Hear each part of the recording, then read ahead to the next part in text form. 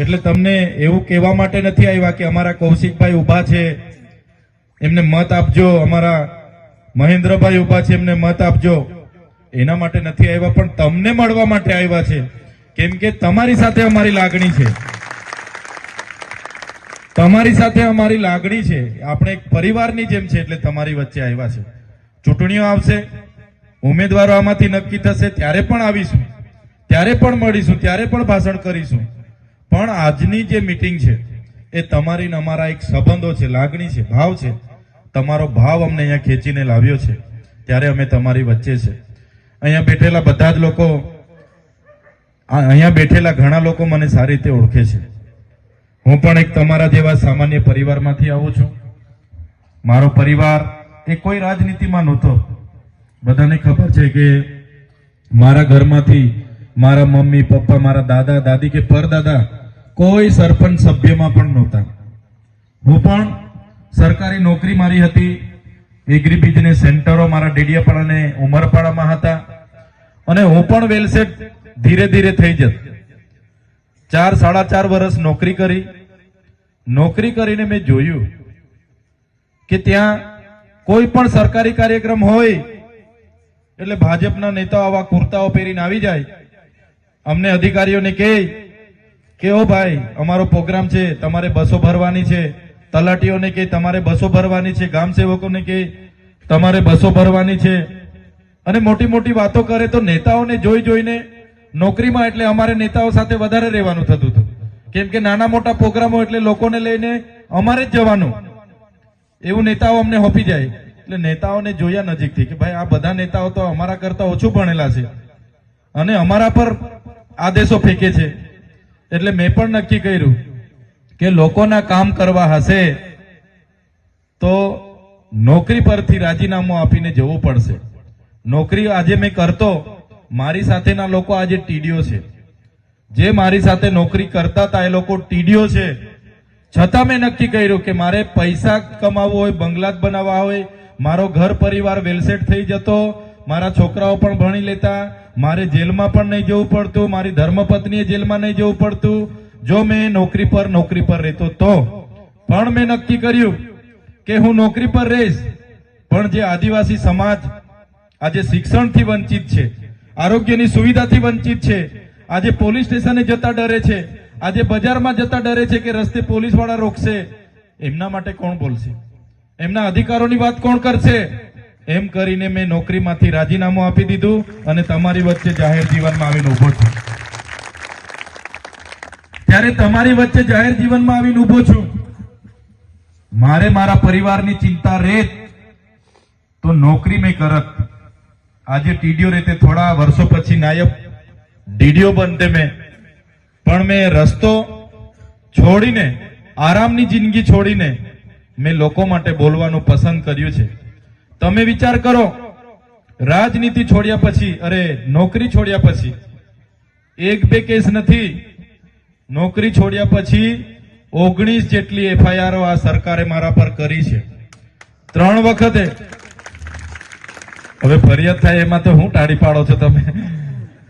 આપણા લોકોએ શીખવું પડશે કાં ટાળી પાડવાની કાં નહીં પાડવાની. કેવડિયામાં આવીને ટાળીઓ પડાવીને આજે શું હાલત કરી છે ખબર છે ને? આ લોકો આવે ટાળીઓ પડાવીને બધું લઈ જાય આપણું, એટલે બધા ધ્યાન રાખજો. તો 18-19 ખોટી એફઆઈઆરો કરી. મારે કોઈ પોલીસ અધિકારી સાથે મારા કોઈ વ્યક્તિગત ઝઘડા નથી, મારે કોઈ કલેક્ટર સાથે જમીનના ઝઘડા નથી, મારે કોઈ નેતા સાથે વેવાઈ બનવાનું નથી. આ બધું થાય ક્યારે થાય? લોકો માટે લડીએ ત્યારે. હવે કેવડિયાની બહેનો રડતી જઈને અમારા પર ફોન કરે કે સાહેબ અમારા ઝૂંપડા તોડી નાખ્યા છે.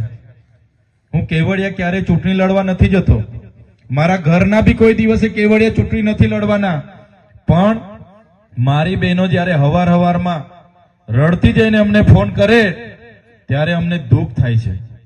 અમને થાય છે કે અમારી બહેનોએ જમીન આપી, અમારા લોકોએ નર્મદામાં જમીન આપી, સ્ટેચ્યુ ઓફ યુનિટીમાં જમીન આપી, અને અમારા લોકો સાથે આટલી બધી હેરાનગતિ. એટલે અમે જઈએ છીએ, કેવડિયા પણ જઈએ, ડાંગમાં કોઈ સાથે અન્યાય થાય, દાહોદમાં કોઈ સાથે અન્યાય થાય, ભરૂચમાં જીઆઈડીસી માં કંઈ થાય, સુરતમાં કંઈ થાય તો લોકો અપેક્ષા આપણા પર રાખે છે અને અમે જઈએ છીએ, એમના ન્યાય માટે બોલીએ છીએ. અમારો કોઈ અંગત સ્વાર્થ એમાં રહેતો નથી. અમે લોકોને ન્યાય મળે એના માટે બોલીએ.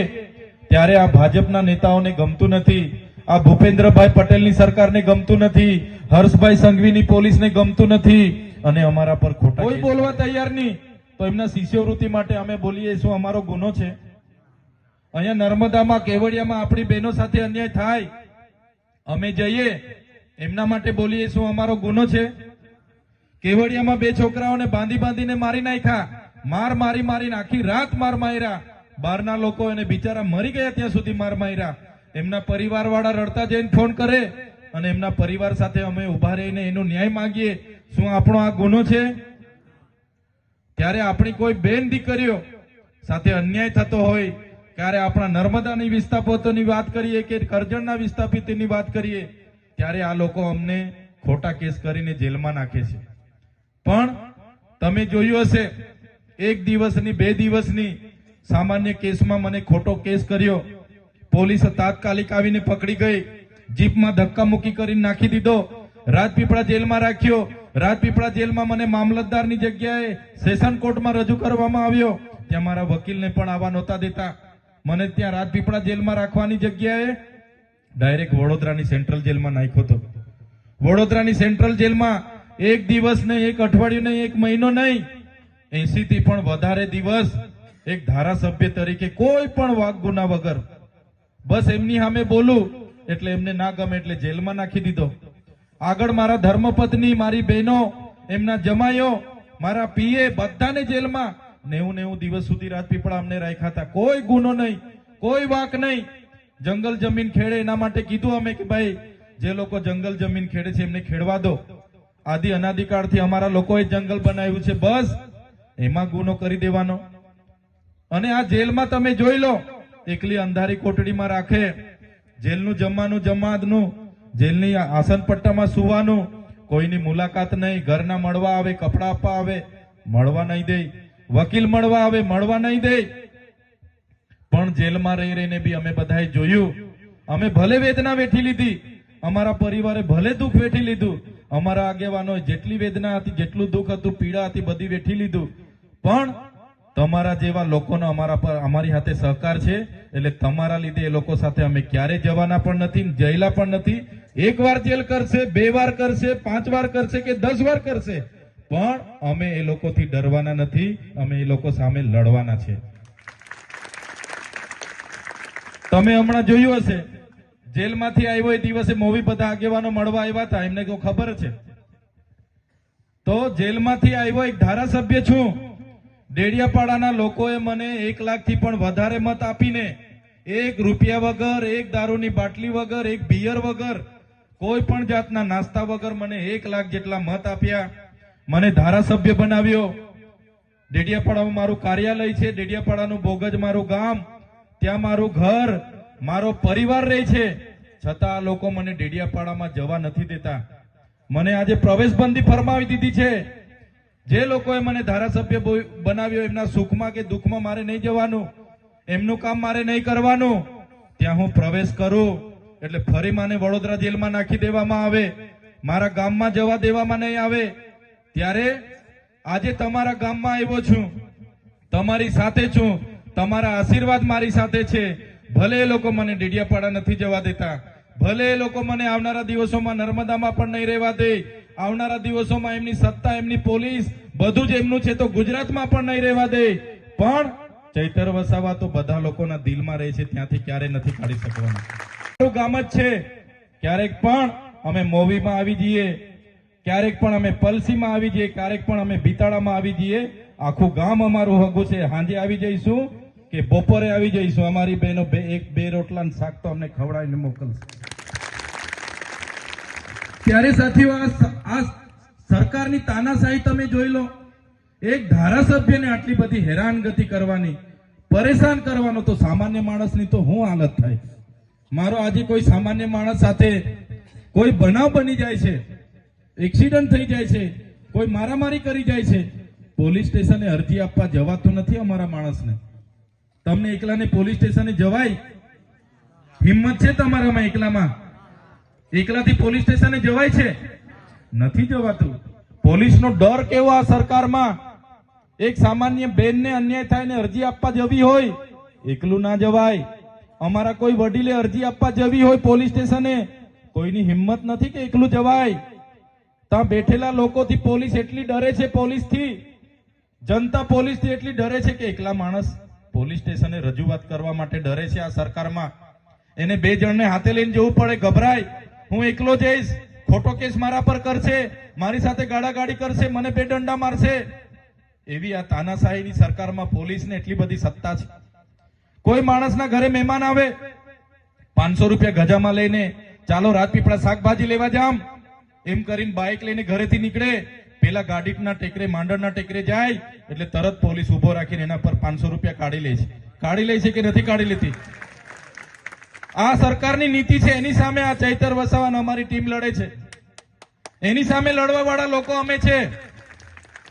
ત્યારે આ પોલીસને ગમતું નથી. તમે જોયું હશે, એચપી કચેરીએ અમે ગયેલા ઉનાળામાં એસપી ને કીધું તમારા નાકા બધા બંધ કરો, તમારી લૂંટ નહીં ચાલવા દઈએ, અમે બંધ કરો.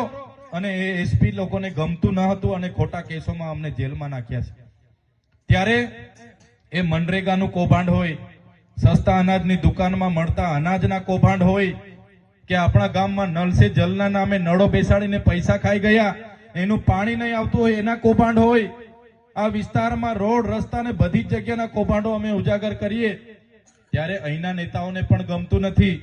અહીંના નેતાઓ અમારા પર આક્ષેપબાજી કરે, અંદરો અંદર એ લોકોની લડાઈ થાય. પણ એ નેતાઓ જે કરતા હોય તે, પણ તમે લોકો, મારી માતાઓના મારા પર આશીર્વાદ છે, મારા વડીલોના મારી પર આશીર્વાદ છે. અમે બધા માથે કફન બાંધીને નીકળેલા છે. ગમે તે નેતાઓ ગમે તે કરતા હોય, એમની પોલીસ ગમે તે કરતી હોય, એમની સરકાર ગમે તે કરતી હોય, પણ અમે આવનારા દિવસોમાં ગુજરાતમાં પરિવર્તન લાવીને જંપીશું. આજે ચૈતર વસાવાના નામે બધા લોકો ઉઠી બેઠા કે ચૈતર વસાવા આમ, ચૈતર વસાવા તેમ, ચૈતર વસાવા ફલાણું, ચૈતર વસાવા ઢીકણું. ચૈતર વસાવા કામ કરે એટલે એમને ગમતું નથી.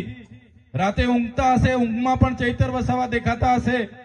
રાતે કદાચ જાગી જતા હશે ત્યારે પણ ચૈતર વસાવા દેખાતા હશે. ત્યારે સાથીઓ, આ બધું એકલા માટે થયેલું છે, એકલા ચૈતર વસાવાથી નથી થયું.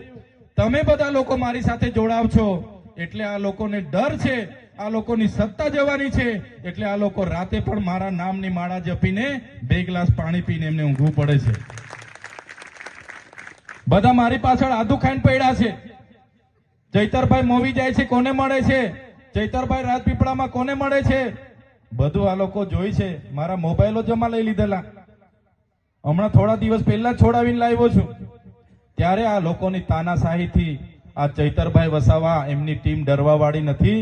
તમારા માટે લડવા માટે અમે તૈયાર છે, પણ બસ તમારો સહકાર અમને જોઈએ છે. આપશો ને બધા? તમારો સહકાર જોઈએ છે. આ ચૈતરભાઈ ક્યારે અહીંયા ઉભો રહેવા, લડવા માટે નથી આવવાનો. છતાં કોઈ પલસીના માણસને તકલીફ પડશે, કોઈ ભમરીના માણસને તકલીફ પડશે, મારા ખૂટા આંબાના માણસોને તકલીફ પડશે, મારા બિતાડાના માણસોને તકલીફ પડશે. રાતે 12 વાગે પણ મને યાદ કરજો. રાતે 12 વાગે પણ પોલીસ સ્ટેશને આવવું પડશે તો આવીને હું ઉભો રહીશ. અમે બીજા નેતાઓની જેમ ચૂંટાઈ ગયા પછી ફાંકા ફોજદારી કરવામાં નથી માંગતા. અમે લોકોના કામમાં માનીએ છીએ. આજે ગુજરાતમાં 182 ધારાસભ્ય છે. તમે જોયું હશે ગુજરાતમાં ક્યાંય 182 ધારાસભ્ય નથી. આ તમારા ચૈતર વસાવાને આજે આખું ગુજરાત એટલા માટે ઓળખે છે કે ચૈતર વસાવા લોકો સાથે ઉભા રહીને લોકોનું કામ કરે છે, એટલે આજે ઓળખે છે. ત્યારે સાથીઓ, તમને બધાને ખબર છે, હું જેલમાં હતો ત્યારે આપણા સાંસદ કેવી ભાષામાં વાત કરતા હતા કે ચૈતર વસાવાને તો અમે જેલમાં નાખી દીધો, એનું બધું પૂરું થઈ ગયું, એમની પાર્ટીનું પૂરું થઈ ગયું. પણ આજે તમારા બધાના આશીર્વાદથી અમે છૂટીને આવ્યા છે. ત્યારે આ બિતાડામાંથી તો મારે કહેવું જ પડશે, કેમ કે બિતાડાના 2-4 નાના મોટા નેતાઓએ પણ એમના માણસોને મોકલેલા હશે કે ભાઈ ચૈતરભાઈ શું બોલે છે, વિડીયો બનાવી લાવજો. મોકલેલા હશે ને? ત્યારે જે મનસુખભાઈએ મને કીધું હતું કે ચૈતરભાઈનું પૂરું કરી દીધું, અમે ચૈતરભાઈને જેલમાં મોકલી દીધા, ચૈતરભાઈ હવે છૂટવાના નથી, ત્યારે આજે ચૈતરભાઈ બિતાડા ગામમાં તમારા મત વિસ્તારમાં તમારા વિસ્તારમાં છે, ત્યારે તમને હું એટલું ચોક્કસ કહીશ कि तुमको क्या लगता था नहीं लौटेंगे, गलत, जब तक तोड़ेंगे नहीं तब तक छोड़ेंगे नहीं। જ્યારે ત્યારે ચૈતરભાઈ કરીને ખોટા કેસ કરવામાં ટેવાયેલા લોકો હવે ગભરાઈ ગયેલા છે, કેમ કે આજે આખી જનતા એમનું જાણી ગઈ છે। એમણે જે રાજનીતિ શરૂઆત કરી હતી એ જ ગામમાં આજે રસ્તા નથી, એ જ કરજણના વિસ્થાપિતોને આજે પીવાના પાણીને તકલીફ છે, આજે નર્મદાના વિસ્થાપિતોની હાલત શું છે। ત્યારે વધારે અમે વાતો કરવા માટે નથી આવ્યા, આજે અમે તમને મળવા માટે જ આવ્યા છે। અમારે ચૂંટણી આવશે, ઉમેદવારો નક્કી થશે ત્યારે પણ અમે આવીશું, પણ આજે તમને મળવા માટે આવ્યા છે। તમારી સાથેનો અમારો ભાવ, એક લાગણી છે, એક આપણો તમારા ગામડાઓ સાથેનો અમારો વ્યવહાર છે, એના માટે જ આવ્યા છે। અમે તમારી વચ્ચે જ છે। ડેડિયાપાડામાં તો હમણાં જવા દેતા નથી, અમે મોવીમાં પણ અઠવાડિયામાં 2-3 દિવસ મોવી પણ રોકાઈએ છીએ। કોઈ પણ ગામમાં કોઈનો પણ સુખ દુઃખનો પ્રસંગ હશે, કોઈનું લગ્ન હશે, ક્યાં મયત થાય તો પણ અમને કહેજો, કોઈ પોલીસ સ્ટેશનનું કામ હશે, જંગલ ખાતાનું કામ હશે કે જીઈબીનું કામ હશે, ભલે આજે અમે અહીંયા નથી ચૂંટાયા, ડેડિયાપાડામાં ચૂંટાયેલા છે, પણ વહીવટ અમે જાણીએ છીએ। તમારા કોઈ પણ નાના મોટા કામ હશે અમને કહેજો, અમે તમારી સાથે છે।